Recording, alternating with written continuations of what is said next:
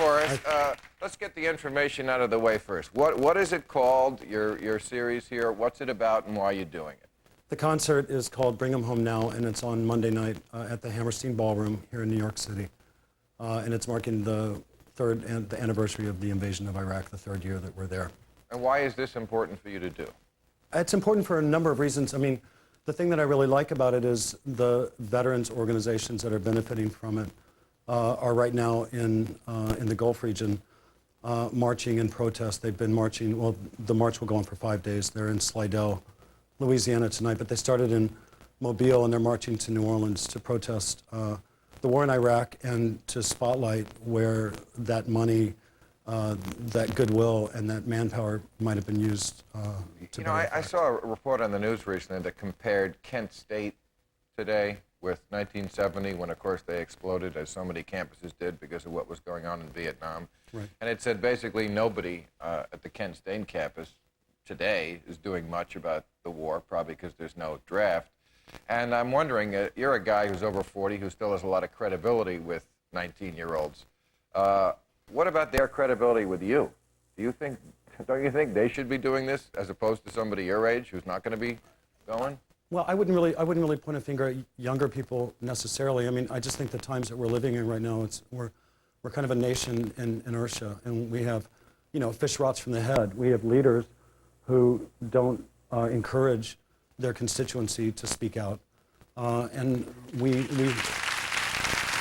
have a number of distractions that weren't there in the 70s, including cable television. But I'm glad that you're here. I think it might be harder to engage the average American in exactly how badly our country is being run by the current administration. I was listening to your song. I've had in my iPod for a while, the one you wrote. It's a beautiful song after 9/11 called I Wish I Was Wrong. Yes. And it's about the mentality we have post 9/11. How would you, what would you describe as that mentality? Well, I think that the entire country went through what I call the Great Quiet, where to raise a voice, much less a voice of dissent, was something that I think we were all in shock, and I think we were all very traumatized by the events of 9/11. One of the veteran organizations that this concert is benefiting are veterans who have served since 9/11, and I think it's a really brave thing that they're doing. There's hundreds of people down there. I think Cindy Sheehan is with them. She'll be joining us on Monday night at the Hammerstein Ballroom, along with Chuck D.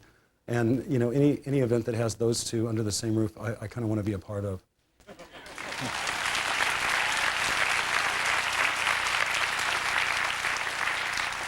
I understand they're dating. I'll get you the scoop on Monday night. Yeah.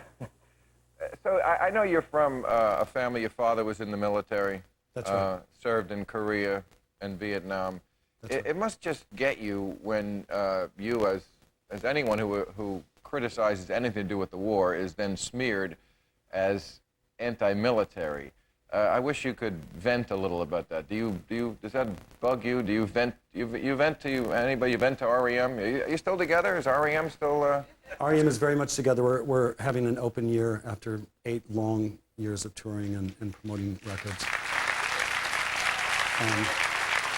In fact, we're about to celebrate our 26th anniversary, I guess, which is kind of embarrassing, but there it is. That's nice to hear, because there's always so much drama that goes on with bands. What's that all about? Well, there's a lot of drama, but you know, it's just like being married to several people, and in this case, we're all the same sex, which is not a problem for me, but Peter and Mike might have some problem with that. Anyway, I am, you know, getting back to the topic, or your question, what I think your question was, you know, my home is Athens, Georgia, and a great example of would be Max Cleland, a tremendous American, a veteran, and a former senator who was really pushed out of his position and called unpatriotic, and they questioned how he lost 3 limbs during the Vietnam War, and I find that repellent. He's a great guy. I know him as an Army brat and a proud son of a proud veteran, a 3-time veteran, twice in Vietnam, once in Korea.